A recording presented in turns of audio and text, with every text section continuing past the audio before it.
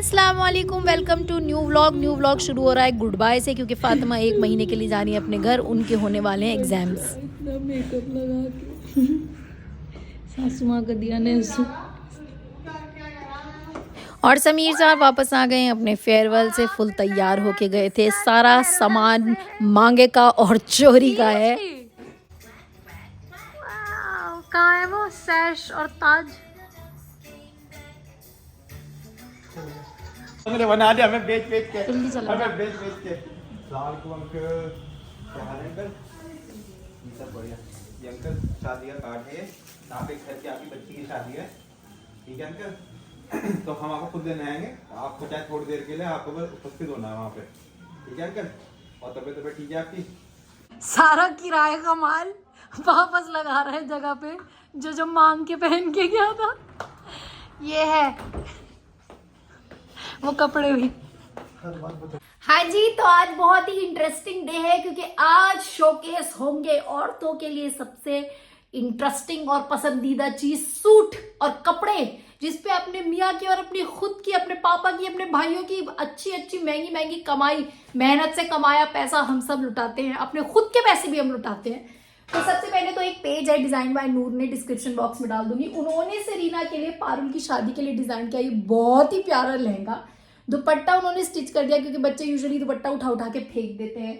आप देखिए कितना क्यूट लहंगा बनाया है, मतलब मैं इतनी एक्साइटेड हूँ सेरीना को ये पहनाने के लिए। इसकी सबसे अच्छी बात यह है कि मटेरियल बहुत सॉफ्ट है और बच्चे को चुभेगा नहीं।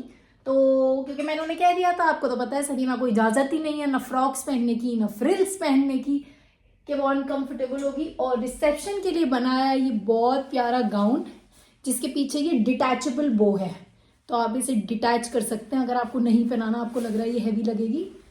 और मैंने इंटरनेट से उन्हें फोटो खींच के दिया था, उन्होंने एग्जैक्टली वैसा कस्टमाइज कर दिया। तो अगर आपके घर में भी कोई बच्ची है, कोई रिलेटिव है आपकी अपनी बच्ची और आप डिजाइन करवाना चाहते हैं, आप इनका पेज डेफिनेटली चेकआउट करें। क्योंकि मुझे तो दर्जी साफ मना कर देते, बाजी ऐसा है बच्चे के कपड़े में भी बड़े जितना टाइम लगता है और पैसे होते हैं कम, तो हम तो नहीं सिएंगे, ठीक है? मुझे आप लोगों की मदद चाहिए, कमेंट बॉक्स में मुझे बताइएगा कि मैं कौन से फंक्शन में क्या पहनूं। वैसे तो मेन फंक्शन के मेरे कपड़े डिसाइडेड हैं, बट आज हमें जाना है उनका एक प्री हल्दी फंक्शन है, उसमें के लिए। तो ये मुझे सूट फातिमा के घर से आया था, फातिमा की शादी पे। ये मैंने ऑल्टर करवाया क्योंकि ये सेमी स्टिच था, तो ये अभी अभी ऑल्टर होके आया। इसकी इस पर खूबसूरत बात है कि इसके साइड में भी मिरर वर्क हुआ है, और ऐसी सेम इसकी पैंट्स पे मिरर वर्क हुआ है, तो मैं ये भी पहन सकती हूँ। दूसरा मेरे पास है एक बहुत खूबसूरत सा फिरोजी सूट। ये जब मेरी शादी हुई थी उसके चौथे दिन मैं मसूरी से वापस आ रही थी देहरादून, तो वहां पर हमारी मुन्नू आंटी है, उन्होंने नई दुल्हन को सूट देता है, उन्होंने मुझे ये सूट दिया था। इस सूट के साथ एक बहुत मजेदार ये बात हुई कि मैंने इसे कभी खोल के ही नहीं देखा था, 3 साढ़े 3 साल हो गए। मुझे टेलर ने बताया कि बाजी इसके अंदर तो दुपट्टा था, तो ये है इसका दुपट्टा। मगर मैं इतनी स्मार्ट हूं कि मैंने इस पे दूसरा दुपट्टा डाई करा लिया ऑर्गेन्जा का। अब मेरे पास 2 चॉइसेस हो गई, या तो मैं इस पे इसका अनारकली बनारसी दुपट्टा पहन सकती हूँ, या मैं पहन सकती हूँ इस पे ये ऑर्गेन्जा का दुपट्टा। ये भी आप मुझे कमेंट सेक्शन में बताइएगा कि मैं कौन सा वाला दुपट्टा पहनूं। पैंट्स इसकी बिल्कुल सिंपल फिरोजी पैंट्स है। तीसरे नंबर पे है हमारा ये ब्रिक ऑरेंज कलर का सूट। ये वही पाकिस्तान सूट है, और इसकी जो शलवार थी ना उसका ये कलर था और ये मटेरियल था।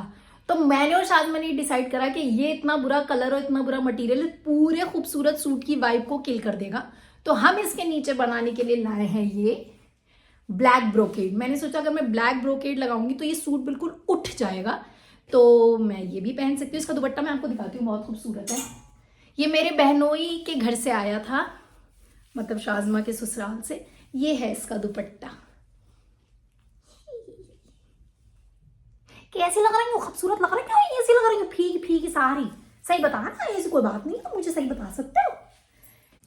और आप लोगों को याद होगा कि सेरीना की खाला ने पहना था एक ऐसा सूट, अभी हम जब पंजाब वेडिंग में गए थे, तो उन्होंने सेरीना के लिए भी सेम सूट बनवाया और बाकायदा इस पे काम करवाया है भाई, काम करवाया। बट मुझे ऐसा लगता है कि ये सेरीना के भी बहुत लंबा होगा, तो ये नेक्स्ट विंटर्स के लिए हम रख देते हैं। इसकी उसने क्रीम पैंट्स बनवाई हैं, ठीक है जी। तो ये है सारे कपड़े। आपको मुझे डिसाइड करके बताना है कि मैं प्री और पोस्ट फंक्शंस में कौन कौन से सूट पहनूं। और सबसे पहले किससे शुरू करूं? अम्मा एक गोल्डन बनारसी सूट लाई है, तो मैं ये सोच रही थी कि मैं ये वाला सूट पहन लूं और अम्मा और मेरी ट्विनिंग हो जाएगी। तो जरूर बताइएगा कमेंट सेक्शन में। और ये अम्मा मेरे दुपट्टे के कोने मोड़ रही हैं, कह रही हैं इस तरह नहीं जाते, तरीके से जाया करते हैं। तो मेरे कोने मोड़ के दे रही है दुपट्टे के। तो ये पहना है मैंने सूट, और सिंपल वाला दुपट्टा ना पहन के आज ये वाला दुपट्टा पहन लिया, बनारसी वाला। कैसा लग रहा है? सही सही बताना। जब टूटा हो किसी आशिक का दिल, तो इस तरह वो दिल लगाता है बच्चे में जब बीवी चली जाए 1 महीने को। मैं जितनी बार सोचती हूँ ना मैं सबसे अच्छी लगूंगी, ये दादी पोती ऐसे तैयार हो जाती हैं। ये देखो हमारी सास के सूट में से निकले जूते, सूट में से निकली चूड़ियाँ।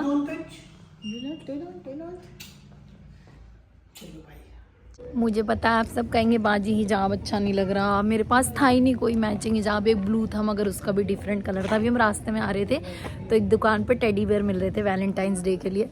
अब मैं दिखाती हूँ, अम्मा से पूछती हूँ। अम्मा सुनना, वैलेंटाइंस डे आपके हिसाब से कैसा है? बेकार फालतू फजूल खर्ची।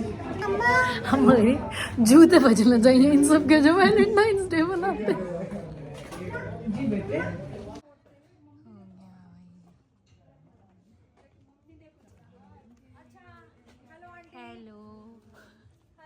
और पहुंच गए हम दुल्हन के घर। शादी वाला घर लिखा है बाहर से ही वेलकम पे।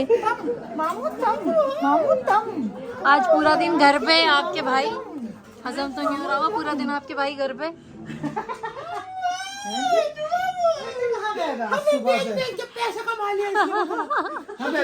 अम्मा पूछ रही है आज सुबह से का बेच के पैसा कमा ले भाई लड़की सारे घर ज्यादा निकले मिलो नाराज जाएगी भाई। बहुत बहुत थैंक यू। अमन इतना प्यारा मामी का बेटा। चलो तुम आज का यही कलर थीम लग रहा है मुझे, सभी सी कलर में। इसका मुझे था इंतज़ार, वो पल आ गया क्योंकि लग गया है गरम गरम वेजिटेरियन खाना जिसके पीछे मैं दीवानी हूँ। स्पेशली जो ये थाली में परोसा जाता है, पूरी, छोले, हींग वाली सब्ज़ी, मिक्स्ड अचार, बस इसी की दीवानगी और साथ में रायता। तो जैसे मुझे पता चला खाना लग गया, बस मेरे तो ऐसा लगा जैसे लॉटरी लग गई, खाना नहीं लगा। मुझे वेजिटेरियन खाना इतना पसंद है और हम अपने घर में कितना ही बना ले ये मज़ा नहीं आता। और यहाँ अम्मा और मम्मी बैठ के कर रही हैं कुछ गॉसिपबाजी, ऐसा मुझे लगता है। वैसे दोनों ही ऐसी नहीं हैं।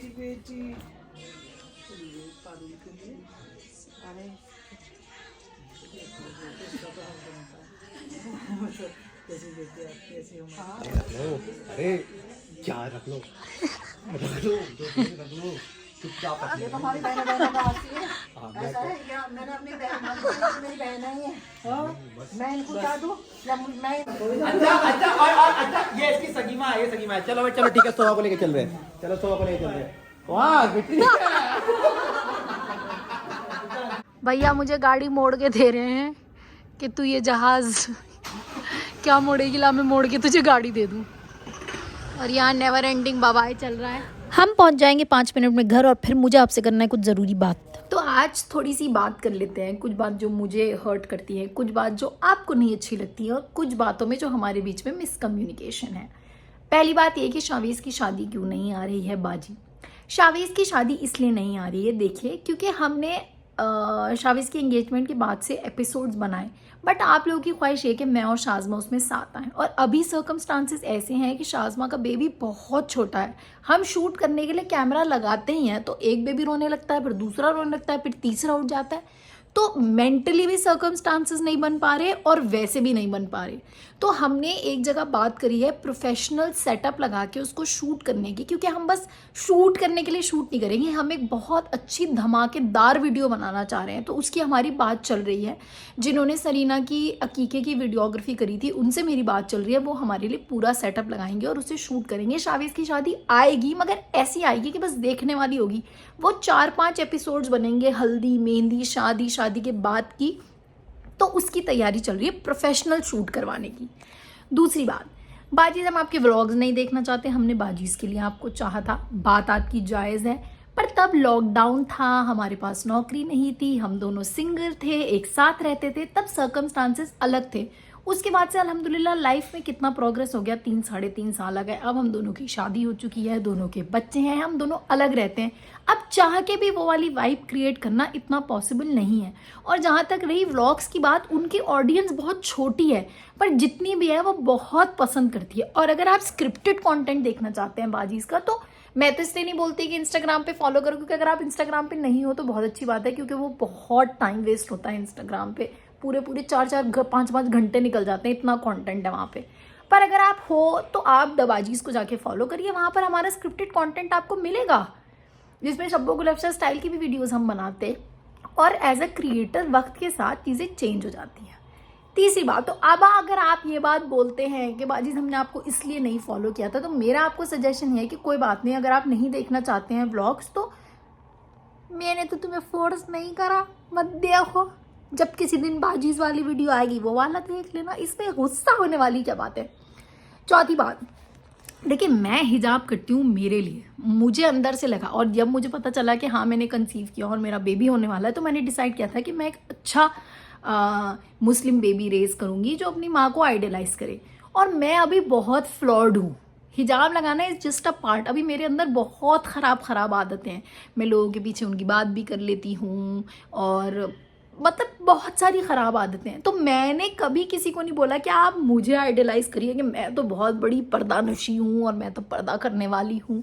मैं हिजाब करती हूँ अपने लिए, मतलब मेरे इंटरनल सेटिस्फैक्शन के लिए, और मेरा अपनी ड्यूटी है। मैंने वीडियो डाली थी अंचित भाई के साथ जहाँ हम शॉपिंग करने गए थे, उसमें कुछ लोगों ने इतना मुझे हैरेस किया मेंटली।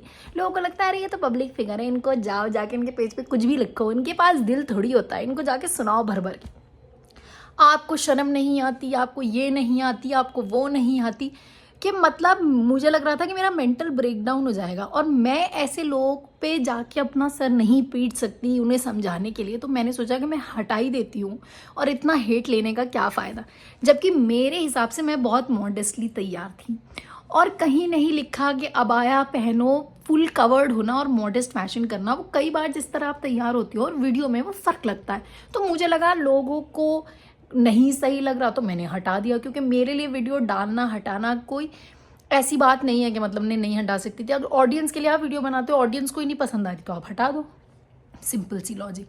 पर कुछ लोग इतने फ्रस्ट्रेटेड हैं कि वो बार बार वापस जाके आगे पीछे की वीडियोस पे कमेंट कर रहे हैं। आपने एक बार अपनी बात मुझे पहुंचा दी, मैंने वो वीडियो हटा दी आपके प्रेशर में आगे, जो कि मैंने लास्ट टाइम करा था, मैं अब नहीं करूँगी।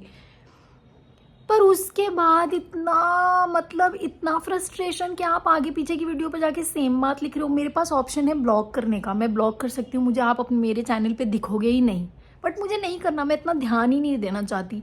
बट ना चाहते हुए भी आप लोग ओहो मजबूर कर देते हो। बाकी मेरे व्लॉग के व्यूज़ मिलियंस में नहीं हैं, मैं उससे मिलियंस कमाती भी नहीं हूँ। तो मैं अपनी उस छोटी सी व्लॉग को पसंद करने वाली ऑडियंस के लिए व्लॉग डालती हूँ, और एवरीडे इसलिए नहीं डालती क्योंकि मैं बिल्कुल ही अपनी पर्सनल लाइफ सोशल मीडिया पे नहीं करना चाहती हूँ। अगर मुझे लगता है कुछ इंटरेस्टिंग है, हाँ आप लोगों को देखना चाहिए, तो मैं उसको डाल देती हूँ। आई होप मैंने आपके सारे क्वेश्चंस के जेन्युइन और ऑनेस्ट आंसर्स दे दिए हों। अपनी बाजीज़ को इसी तरह प्यार करते रहिएगा।